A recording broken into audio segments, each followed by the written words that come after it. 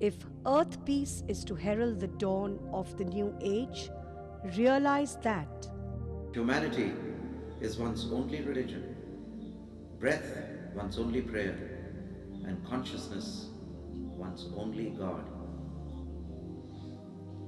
Yoga is an inner ascent through ever more refined and ever more expanded spheres of consciousness to get to the God essence which lies at the core of your own being. And once you can contact this divine indweller, you can contact the universal indweller. We do have a good support system that wherever we go in the United States of America or Switzerland or Italy, we have teachers who can give you the support system and teach you and guide all newcomers. In India also we have a good support system. And of course, principally, I am not a teacher. Since I do not teach, a master does not teach. He gives the direct experience. You see, the teacher teaches very systematically and in an organized way. The master catches you, he shakes you, and he wakes you up. So I'm a waker, movers and shakers.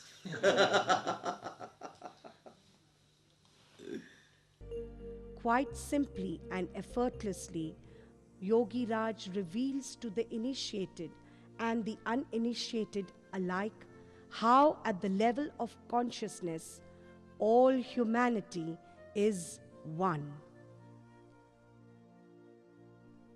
Thus, acting as a catalyst for positive change and towards inner transformation, Hamsa Yoga Sangh helps you witness your innermost self flowering and evolving into a newer being.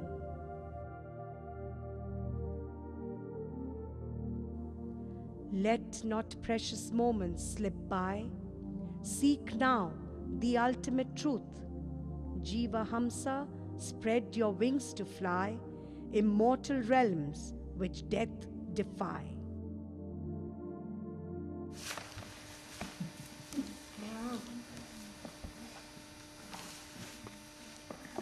Yes. Within, with, Yes. You were talking about the tradition of the Nath tradition. Is Dattatreya, who wrote the Avad Gita, a part of that tradition? Technically, no. And what is the Avad? Dattatreya was a very high initiate of the 10th century. Some say he is an incarnation of Shiva, some say he is a manifestation of Krishna. He is a 9th or 10th century avatar and of a very, very high stature, totally liberated being. We have very, very scant historical reference of Dattatreya, but he is very popular in the state where I come from, Maharashtra. So they have a lot of Datta tradition. They belong to the tradition of the Lal Pujaris, the Red Padre tradition. And he is one of the highest Buddhas. And he is tried to channelize and liberate a sect and a group of people known as the Aghors, the Aghor yogis, who are indirectly connected with the Nath yogis but are not the tradition of Nath yogis. They tried to make him the guru of the Nath yogis, but this is totally false and misrepresented it in the Nath tradition. There is no tradition of Dattatreya. It is Lord Shiva as Adinath, who is the supreme guru. Then his energy is Shakti, known as Parvatinath, Udayanath. She is Parvatinath. And then it comes to Machindranath, Jwalendranath, Gorakshanath, and all the 9 tradition of the great immortal beings, the great Buddhas of compassion. But he does seem to have been connected at some time or the other, but the true Nath yogis do not believe that he has any connection. They have tried to sort of put him in the tradition of Nath yogis, but he is not. Next question. I've always been under the impression that the path of Tantra was also considered a path of yoga or a path to enlightenment. Is that not true? Yes, it is. path of Tantra is definitely a path of enlightenment, and the path of Tantra is a path where not the will is used, it's very subtle, the let go is used in that, not the will is used. And Tantra has its aspects. It has the right hand path, the left hand path, and the middle path. The white Tantra, the black Tantra, and the grey Tantra. So, Tantra is definitely one of the important processes of the path to enlightenment. I do not know how they understand the Tantra in the Western world here, as they have had many readings. They've had many readings, and many books have been written about Tantra, and many theoretical scholars have written in toto in Tantra, if you want to see that. But I don't think they give the inner spirit. I mean, reading a Tantra book from Abhinav Gupta will give you a totally different flavor rather than read it from a translation from Georg Fierstein. He seems to be the person who's doing a good work and giving you the outer shell. That's all he can do, and he's doing a good job. You can't go deeper. For that you go to Abhinav Gupta, or you go to the great Mahaguru of the Abhinav Gupta who started it. It is the Nath Yogis who started it. It is Machendranath. Because before the great master, an incarnation of Shesh, he says, I salute Machendranath, my Guru, before I start this Kularnava Tantra, or whatever Tantra the Rahasya Abhinav Gupta gives. I don't know whether you've heard of Abhinav Gupta. If you haven't, then you better quickly get to that book, because it's the source of all Tantra. You've heard of the Vigyan Bhairav Tantra, which Shiva says to Parvati, the Vijnan Bhairav. So these are two books you must have. Kularnava Tantra by Machendranath, the Vijnan Bhairav Tantra. Otherwise your foundation is shaky. So please get to that and start studying that as fast as possible. Because all these other Tantras will come later. After the great Vijnan Bhairav, which is the source from Shiva and Parvati, the other Tantras. A lot of Buddhist Tantras have been mixed into the Tantras, and the Tantra in India and Buddhist Tantras have been mixed up. But the fear in the Buddhist Tantras is only one: they cannot pronounce the Sanskrit words properly. So therefore, for the mantras in Tantra, a Tantra actually requires three things: a yantra, a mantra, and a tantra. These three make up the process. So the yantra is your body, the mantra is the sound, and the tantra is the energy which connects the sound to your body. The mantric sound of the tongue connected to the yantric body form the tantra. So the mantra and the yantra are necessary for the tantra. Then there are tantras which can be done left path, right path, singularly with partners.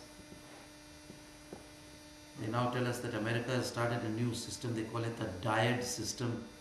D-Y-A-D, dyad or dyad. How do you pronounce it? Dyad. Dyad. But that's, I would dismiss it as humbug and bosh, because America did not start any dyad system, because in the first dyad system was started by Shiva and Parvati themselves. Or Adam and Eve started it. I don't know where Adam and Eve, which county they belong to. But because the dyad system is of the first dual system of coupling and working scientifically for spiritual growth is by Tantra. Machendranath, it's one of the oldest methods. It's not a thing of a dyad system here started day before yesterday. It was started long back, where two partners were used to evolve their spiritual selves. Yes? What do you think of tantric sex? Tantric sex? Yeah. What do you think of eating a meal? I don't give it much importance. It's a way of life, so why make much ado about it? It's very normal, it's very natural. If two partners come together and they are agreed, why should we jump in the middle and say, hey, we are crusaders of the world and we are the only ones who wear white clothes and we have come to save you? No, it's none of our business. It's a well-formulated science, and I think that the woman is a great power and an energy in the life of man. Just today in the television I read, it's nothing to do with so scientific or higher stage as Tantra, but very normal, very first stage. They have found out that people with married, men who are married, invariably live longer. They've taken statistics all over the world. Men with partners live longer than single men.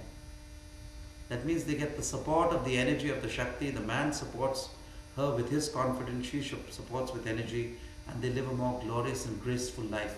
It is more graceful to live as Shiva and Shakti rather than live as Shiva alone or Shakti alone.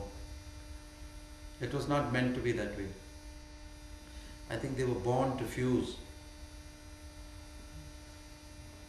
He for God alone and she for God in him.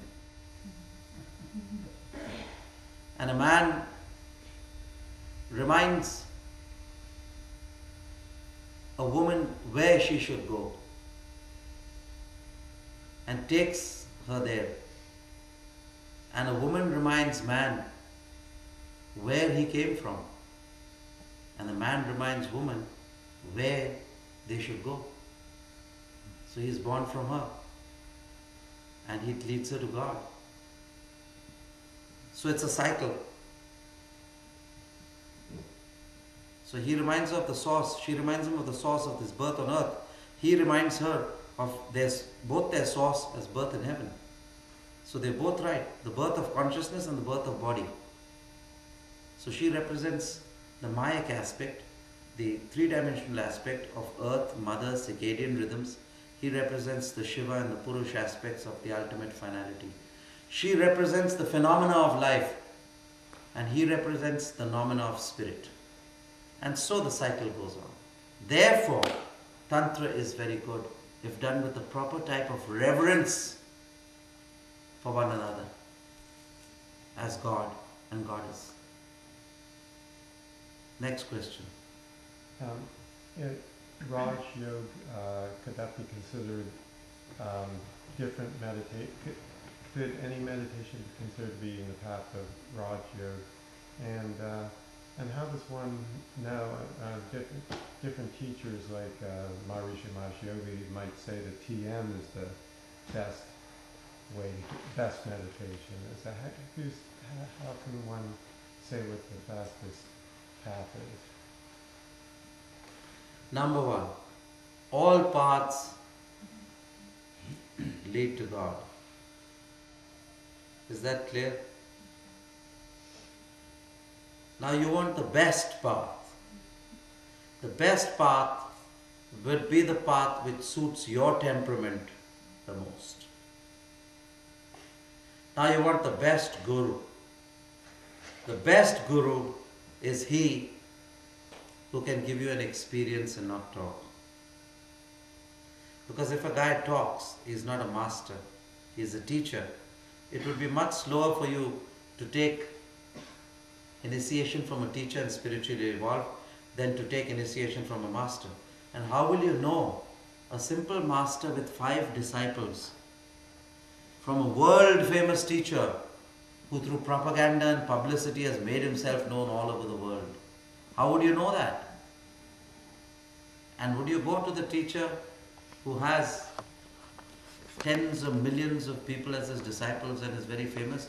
Or would you go to the master who would give you the experience of God? What would you do? What would you do? Clear. Yes. So, but how would you know the difference between a master and a teacher? Experience. The litmus test is experience. He would be able to give you an experience. Breathe through your breath. Give his soul consciousness to you. And give you out of body. Give you the flight of your soul consciousness. Still your mind for you. So if he's actually helping you in Chitta Vritti Nirodhasya, he's doing Patanjali for you in your mind. It's the dumber than the dumbest would know that a master who can control your mind and who is teaching you yoga by actually stilling your thoughts, which is the first maxim, the first principle of Patanjali. It is he you should go to, whoever he may be. Never take things by the outward show, for the feather flies high, but the pearl lies low. So if there's a fellow with a big entourage of thousands of people, or he's got big long hair which is 100 feet long and he's got it on the top of his head, he cannot give you an experience. I mean, no insult or this thing to anyone. Various people come in your minds, but believe me, I'm not being personal. I'm just telling you the truth. The litmus test is the experience. If he cannot give you the experience, don't take it from him. So when you say that Kriya Yoga is the lightning path, is that the technique, or is that combined with the experience that's given by the master? It's combined with the experience. He takes you along, he pushes your breath along.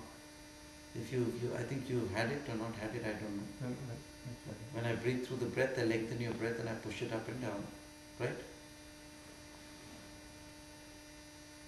I don't blame you. There's a supermarket of yoga here, and there are thousands of teachers in America.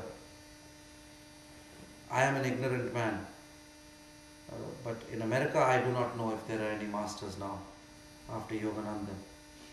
I don't think there are. Yoganand, Vivekanand was there. Yoganand came. Shivpal Yogi came for a very short time. He was there. But there are teachers. There are very famous teachers, and we should respect them for what they are and honor them. If they do give the experience of soul consciousness, then they're a master. This is the simple test. There's no argument or words about it. It's the simple test. There are many shamanistic teachers, they're great, they have contacts, but they call themselves enlightened masters. No, but they may be. There's a thick book, I think he showed me in that. Let's give them a chance, let's go. And they're all enlightened masters, and if they can enlighten you, or give you the soul consciousness, or breathe through your breath, well, hats off. Not only you, but I will also follow you and learn from them. But if you take me to some humbug, hocus pocus place, don't waste my time. Take me to a genuine master, I'll come with you. I'll sit at his feet and I'll learn. But through all my 50 years plus of meditation I've done, I don't think that I can miss the mark. I think I can see a little. You people may see a lot in America. I could see a little, and my judgment never misses. By the grace of God and Babaji. So the experience is the only litmus test. Another thing I found, that people hallucinate themselves into an experience and they throw themselves into a trance and frenzy and they say, I've got the walk-in, I've got the walk-in.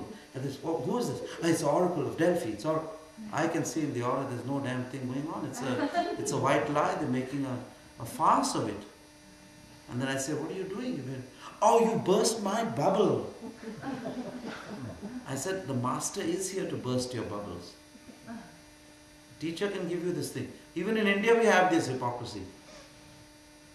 They will put tiger balm on their eyes and the tears will drop and say, oh, what devotion. The damn tiger balm is burning the eyes and the tears are flowing out. You say the thing is a devotion and they're crying a devotion. Oh, there never was a bhakti. There is a great bhakti, is a bhakti going on, 24 hours bhakti. Whenever I see him crying, he's a bhakti. So whenever you come and he puts on the tiger balm and the tears are there, he says, oh Lord, help me. So there are people like this. I have seen this. They pose to me as Divine Master, they say Samadhi. See, if you're natural, you're natural. Any master, the first thing is playfulness, the child will come out. Because there are no inhibitions. This is important. And you don't have to put on anything. If you're confident of yourself, you give the experience any time. If you're ready, which you'll see tomorrow, a group that is so advanced and so serious, I do not believe that even one of you will not get the experience. I am very confident that all of you should get all the experiences that I give. But if there should be a stray sheep here and there, a little lamb, which has run astray or is little tense, I'll deal with it in the night and you'll get this good sleep and you'll be healed and worked upon. Next question. Yes. Every time you mention Babaji's name, do you attract a spiritual blessing? And also, in Hawaii, you taught us about Hawaii and aloha. Yes. Is that the same as babaji? Yes. But the first question, yeah? Yes. Oh, What happened? Hawaii. Should we teach them? Should we make all these guys Hawaiians? yeah, They all Hawaii. love to. They all love the aloha. They want to come with me to Hawaii this year. All aloha. The Hawaiian guys are more open, I think. with What the does sunshine. aloha mean? Huh? What does aloha mean? Aloha is, you see, the Hawaiians haven't a clue what it means. Because firstly, Hawaii came during Atlantic time. But then this thing has this thing, what I intuitively feel is a Lemurian word. It predates the Atlantis word. So aloha means, I give you the jewel of my soul. Now I believe they're teaching, somebody told me they're teaching the spinal breathing in Hawaii and this thing. I went to Hawaii and for months together and I taught the spinal breathing. Now some kahuna has come and he started and he said it's a Hawaiian tradition that they had spinal breathing. No, they did not have spinal breathing. They had very fundamental breathing. That if a person loved a girl, he would just go to into her mouth and she would inhale the breath. That's all what the pranayam was. That's how fast it went. That's how far it went. So that's why some now they call the Western or the white people who went there, they call them howlies. They call them howlies. Are you aware of that? Mm-hmm. That you're called a howlie? Now, do you know what the howlie means? It's a bad word for the howlies. The howlie means he with the bad breath. So first the howlies must have seen a beautiful Hawaiian girl and sort of said, may not have forgotten to brush his teeth with the and so the howlie, so it's a bad breath, so they call howlie. Now the howlies have taken over Hawaii and the original Hawaiian, the indigenous ones are very less. I don't know when you met me at Maui, what? On the Big Island? You met me at the Big Island, yeah, that's the real place. So I met the king of Hawaii there, the person who's one of the kings. There are two people who are going for the throne. They still have their throne and their kinship and all that. So it's a very beautiful place, a very powerful place. So aloha is a spiritual. Now aloha is a mantra. Om Babaji Namon Kriya. Babaji is not a mantra. Somebody in the West has done it. They do not know what the mantra is. Aloha is a mantra. I was trying to explain to people what is a mantra, what is a shlok, what is a chopai. You know, they're all different states. Stuti, shlopai, shlok, mantra, sthavan. They all have this. Next question. Have I answered your questions? Mm-hmm. What is the number 108? What is? 108, what does that mean? All I know is 108, 8 plus 1 is 9, and the 9 are the 9 immortal knots, the tradition to which I belong. Therefore, I always do this numerically, according to numerology, which was invented by Aryabhat in India thousands of years ago, when they say that even numbers have is like a mathematical vastu, mathematical feng shui, a feng shui, a vastu, and it brings you auspicious results. 108 is sacred. Maybe it's got to do with the 108 constructive electricities, the Joseph Jogans, Bhavan Veers, the 108 constructive electricities, the energies of the universe. So you harmonize the 108 constructive energies of the universe, those which are an impediment. You see, it's energies, opportunities, influences and connections which matter in this world. If you can straighten out your connections, you can shoot out like a rocket to success. So that 108 numbers, how to How to win friends and influence people.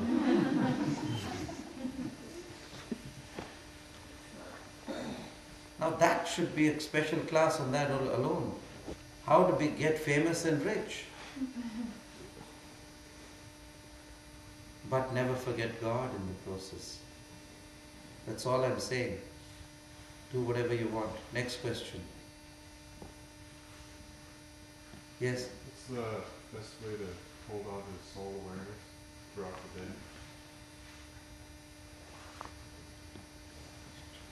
Hold on to soul awareness. Be aware of soul awareness.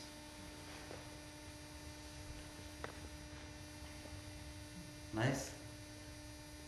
Right?